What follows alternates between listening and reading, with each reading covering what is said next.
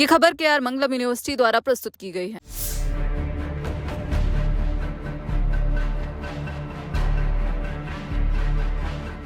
सोचिए, देश में एक ऐसा आतंकी हमला होता है जिसमें निर्दोष लोगों की जान ली जाती है, उनका धन पूछकर गोली मारी जाती है, वो भी उनके अपनों के सामने। पहलगाम का वो हादसा जिससे पूरा देश गुस्से में था। लोगों की नजरें इस पर थी कि भारत इसका बदला कैसे लेगा, कैसे मासूम लोगों को न्याय मिलेगा। और इसी तनाव के बीच प्रधानमंत्री नरेंद्र मोदी के सामने सबसे बड़ा सवाल था, हमला करने वाले कौन हैं।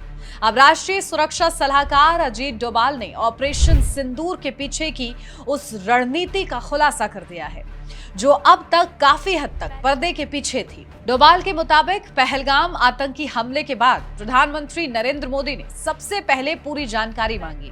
उन्होंने पूछा, ये हमला किसने किया, और जब हमले के पीछे मौजूद आतंकियों और उनके नेटवर्क की जानकारी सामने आई तो प्रधानमंत्री का संदेश बिल्कुल साफ था, आतंकियों को ढूंढो, जहां भी हैं वहां जाकर निशाना बनाओ। डोभाल ने बताया कि प्रधानमंत्री का निर्देश था कि आतंकी जमीन में हो, आसमान में हो या कहीं और छिपे हो, उनके खिलाफ कार्रवाई की जानी चाहिए। यानी संदेश सिर्फ बदला लेने का नहीं था, बल्कि उस आतंकवादी ढांचे को निशाना बनाने का भी था जिसे भारत पहलगाम हमले के पीछे जिम्मेदार मानता था।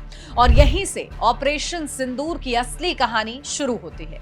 भारत के सामने चुनौती बहुत बड़ी थी। एक तरफ पहलगाम हमले का जवाब देना था, दूसरी तरफ यह भी सुनिश्चित करना था कि कार्रवाई का लक्ष्य आतंकवादी ढांचा हो और स्थिति अनियंत्रित तरीके से बड़े सैन्य संघर्ष में न बदले।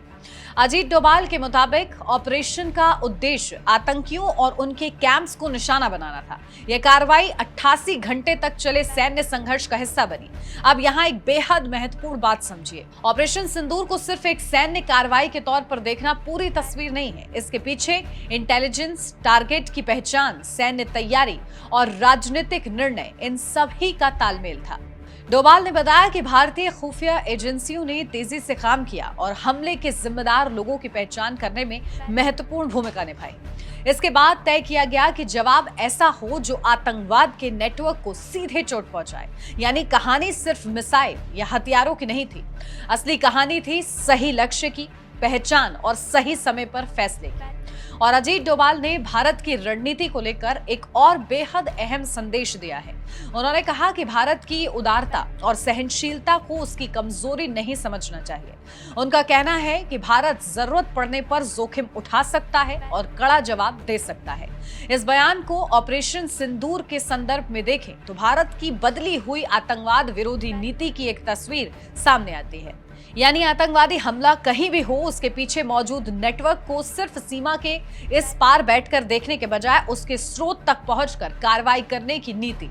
लेकिन ऑपरेशन सिंदूर की कहानी यही खत्म नहीं होती। जब भारत ने आतंकवादी ठिकानों के खिलाफ कार्रवाई की, उसके बाद पाकिस्तान की तरफ से सैन्य प्रतिक्रिया भी हुई। इसके बाद भारत और पाकिस्तान के बीच करीब 88 घंटे तक सैन्य तनाव और जवाबी कार्रवाई का दौर चला। 10 मई को दोनों देशों के बीच लड़ाई रोकने को लेकर समझ बनी और कहीं ना कहीं सहमति हुई। इस पूरे घटनाक्रम में भारत का दावा और रणनीतिक संदेश यही रहा कि निशाना आतंकवाद और उससे जुड़ा इंफ्रास्ट्रक्चर था, न कि आम नागरिक। और अब इतने समय बाद अजीत डोभाल के इस खुलासे ने ऑपरेशन सिंदूर के शुरुआती घंटों और उस समय लिए गए फैसलों को फिर चर्चा के केंद्र में ला दिया है। क्योंकि किसी भी सैन्य ऑपरेशन की सबसे बड़ी कहानी सिर्फ यह नहीं होती कि कहां हमला हुआ, बल्कि यह भी होती है कि हमले से पहले फैसला कैसे लिया गया, लक्ष्य कैसे चुना गया और राजनीतिक नेतृत्व ने सेना और सुरक्षा एजेंसियों को क्या स्पष्टता दी।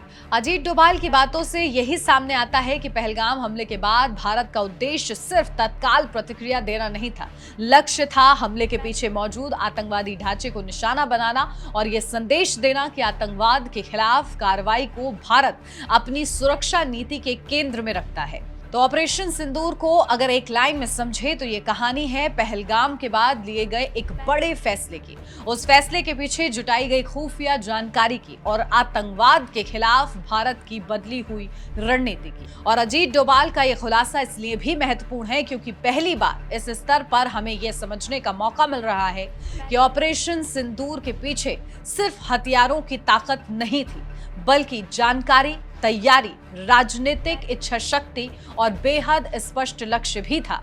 अब सबसे बड़ा सवाल यही है, क्या ऑपरेशन सिंदूर ने भारत की आतंकवाद के खिलाफ रणनीति को हमेशा के लिए बदल दिया है? क्योंकि डोवाल का संदेश साफ है, भारत की शांति और सहनशीलता को कमजोरी समझने की भूल नहीं की जानी चाहिए।